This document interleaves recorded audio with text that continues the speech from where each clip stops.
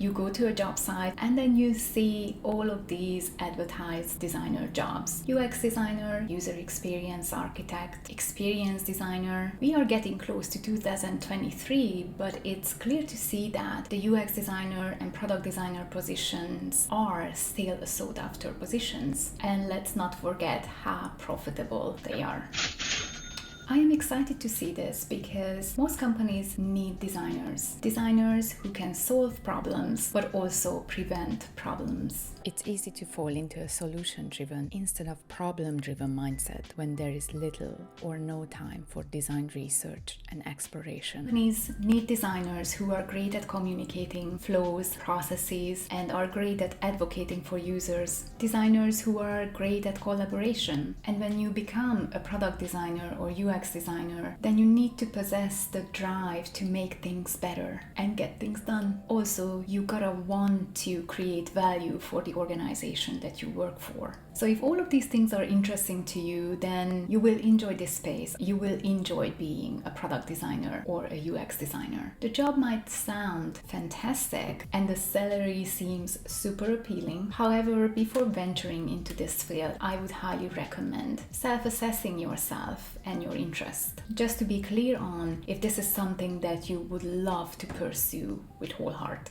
and to see if this job is for you for long term. Because being an efficient product designer or user experience designer require a lot of effort from your end. So I'm not going to sell a lie to you. I cannot say that you can become a fully functional UX designer just in 3 months. That's just not possible. Whoever says otherwise, that's just a lie.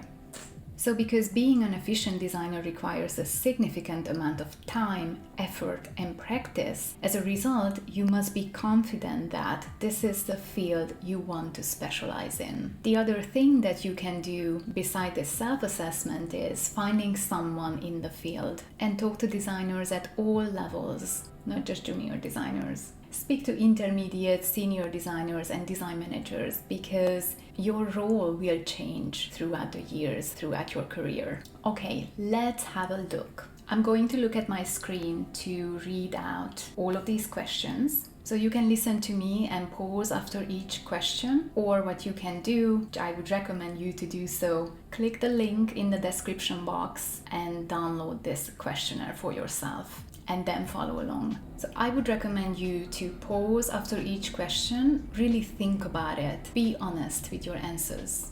This is for you. Okay, so let's start with the questionnaire.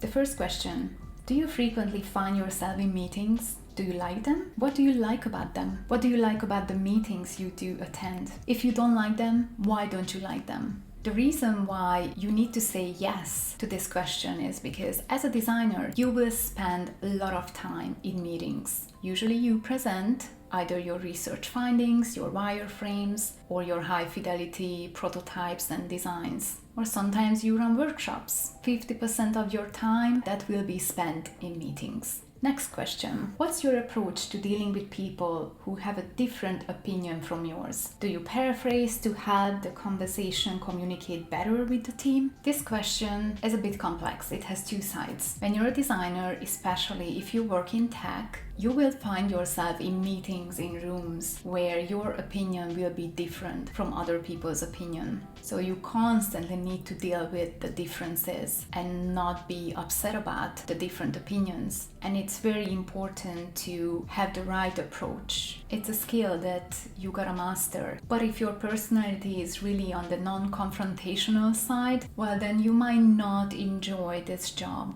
that much.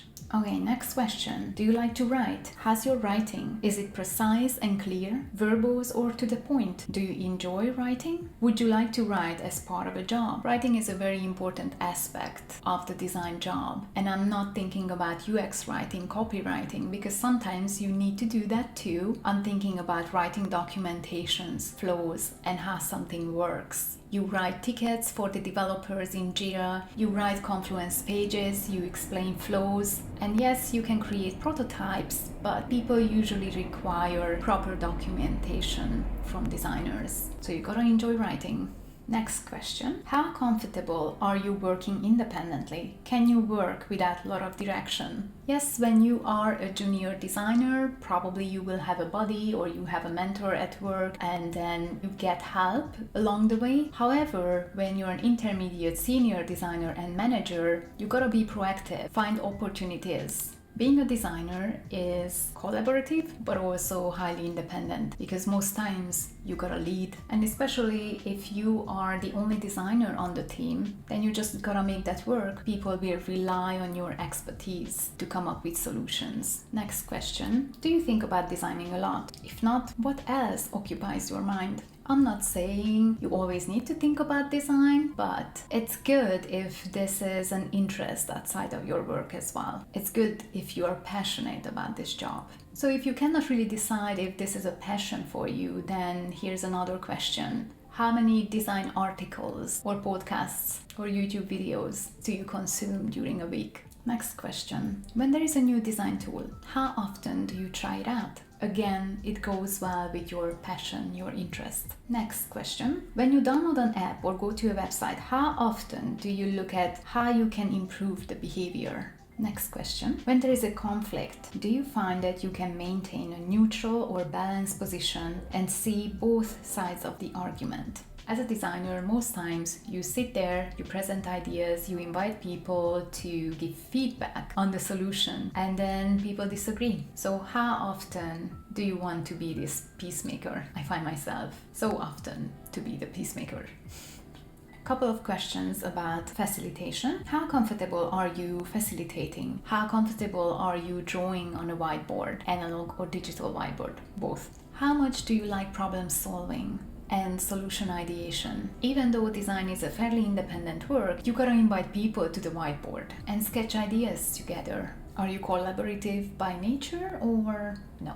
Next one. How much do you like to learn about new domains, systems, processes, and understand how they work? If you're working for a small startup, then the domain is probably not that complex. I'm really generalizing here, so bear with me. But if you're working for a larger organization that has multiple products, and sometimes those products, they are not even under the same umbrella because maybe they were acquired during the years. Understanding the whole landscape and picking things up fast enough, that's a really important skill to have. Which part of the design project do you enjoy the most? If you haven't done a design project before, then what seems the most enjoyable? Next question. Do you like to come up with ideas and possibilities, solutions, opportunities? Next. How comfortable are you with uncertainty and the unknown? Do you like to ask questions? These last two questions really relate to design research. Writing a research plan or planning the plan, that's a very important part of being a UX designer or product designer. Writing a research plan, interviewing stakeholders, customers, getting data, synthesizing the data and present it back to your team. These are one of the biggest tasks in a UX design, product design job. Next question. Are you a self-motivated person who can set up their own deadlines to achieve productivity? I cannot stress enough how important this is because people will approach you with all of their requests, but prioritizing your own work on your own, it's super important. You gotta learn which task would bring the highest value, which task has the highest impact, and then say no to the rest of the requests. Okay, next ones. Do you like to present? Do you want to create presentations? Do you enjoy public speaking? If not, how comfortable are you with public speaking? Be honest, because public speaking, presenting, huge part of a job. Nobody tells you that. You can get better at public speaking, especially if you are on the introverted side. Maybe this is something that doesn't come to you naturally, but rest assured, as a designer, you gotta speak a lot and you gotta present a lot. You can get better at public speaking. You can sign up for Toastmasters. You can record yourself in a video and you can analyze the video, what you sound like, what you look like, and how concise and structured your sentences are.